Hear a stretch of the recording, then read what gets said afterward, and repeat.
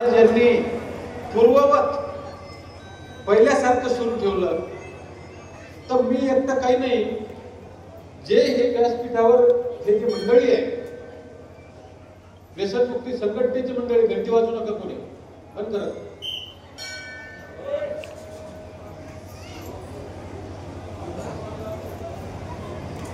तर माझ्यासोबत हे संघटनेचे लोक होते. परमपूज्य शेषराव महाराज व्यसनमुक्ती संघटनेचे नाव ना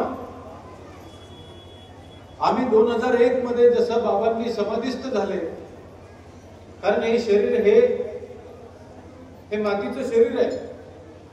हे शरीर हे भौतिक आहे, भौतिक, आणि भौतिक शास्त्राचा नियम आहे, फिजिक्सचा नियम आहे की जे निर्माण झालं ते नष्ट होतच. मग ते किती भले एखाद्याचं उमर जास्त असेल, पण जे तयार झालं ते निर्माण नष्ट झाल्याशिवाय राहणार नाही. जसं हे शरीर जन्माला आलं म्हणजे हे शरीर मरणार, नाश पावणार, पण आत्मा कधीही मरत नाही. तर हे शरीर बाबांनी समाधी त्या ठिकाणी जे मंदिर आहे, जगातलं एकमेव हे मंदिर आहे की या ठिकाणी शेषराव बाबाचं शरीर आहे. कारण समाधीचं मंदिर हे कोण्याही साधू संतांचं समाधीचं मंदिर जगात विश्वामध्ये एकच असतं. बाकी हजारो मंदिर आहे, शेषराव बाबाची 40,000 मंदिर आहे, पण मुख्य मंदिर जे समाधी मंदिर म्हणतो आपण, शरीर ज्या ठिकाणी आहे ते हे आहे. त्यानंतर मग आम्ही 6 ऑक्टोबरच्या नंतर, 6 ऑक्टोबर 2001 च्या नंतर ही व्यसनमुक्ती संघटना नावाची एक संघटना काढली. ही संघटना म्हणजे कुठल्याही प्रकारचं राजकारण, कोणा पक्षाशी निगडीत नाहीये, आणि कुठल्याही प्रकारचा ज्याला आपण म्हणतो सामाजिक मालमत्तेची तोडफोड करणे किंवा नुकसान करणे किंवा रस्ता रोको करणे किंवा अशा प्रकारची संघटना नाही. ही जी संघटना आहे ही संघटना सामाजिक संघटना, म्हणजे लोकांचं भलं करणारी.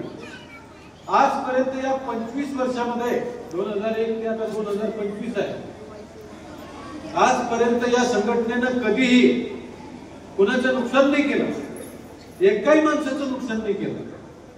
या संघटनेचे 10 लाख कार्यकर्ते पूर्ण महाराष्ट्रभर आणि देशभरामध्ये. पण आम्ही फक्त एक काम आहे, दुसरं कोणतंच काम नाही.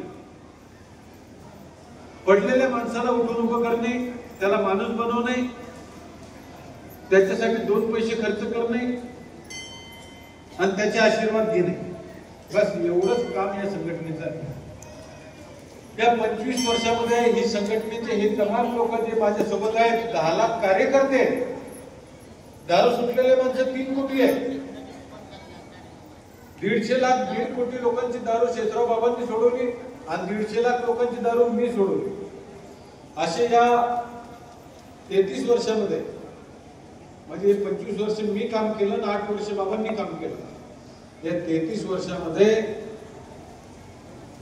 300 लाख परिवार सुखी झालेले आहेत आपल्या या कार्यामुळं, बाबाच्या आशीर्वादामुळे. बोलायला फार सोपं जातं, 300 लाख परिवार म्हणजे अंक लहान नाहीये. आज विचार करा, एक माणूस सुधारला म्हणजे त्याचा पूर्ण परिवार आशीर्वाद देतो. या जगामध्ये आशीर्वादापेक्षा मोठी संपत्ती कोणतीच नाहीये. सगळ्यात मोठी संपत्ती म्हणजे आशीर्वाद आहे. आईचा आशीर्वाद, वडीलधाऱ्या मंडळीचा आशीर्वाद, प्राण्यांचा आशीर्वाद, समाजाचा आशीर्वाद. आणि हे आशीर्वाद माणूस मेल्यानंतर सुद्धा सोबत घेऊन जाते.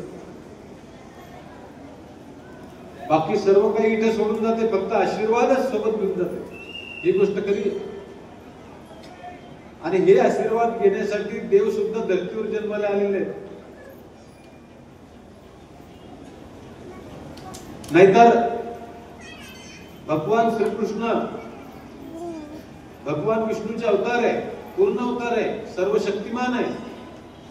त्यांना इथं धरतीवर अवतार घेण्याचं काय कारण आहे? फक्त या माता भगिनींचे आशीर्वाद, या समाजाचे आशीर्वाद घेण्यासाठी, प्रजेचे आशीर्वाद घेण्यासाठी, समाजामध्ये शांतता न्यायाची व्यवस्था करण्यासाठी. धर्माची स्थापना करण्यासाठी. नाही तर मेल्यानंतर आपण सगळे तर तिथेच जाणार आहोत. मेलेल्या माणसाला म्हणतो आपण वैकुंठवासी, कैलासवासी, स्वर्गवासी. म्हणजे मेल्यावर आपण सगळे देवाजवळ जाणार आहे. देवाला इथे येण्याचं काय कारण आहे?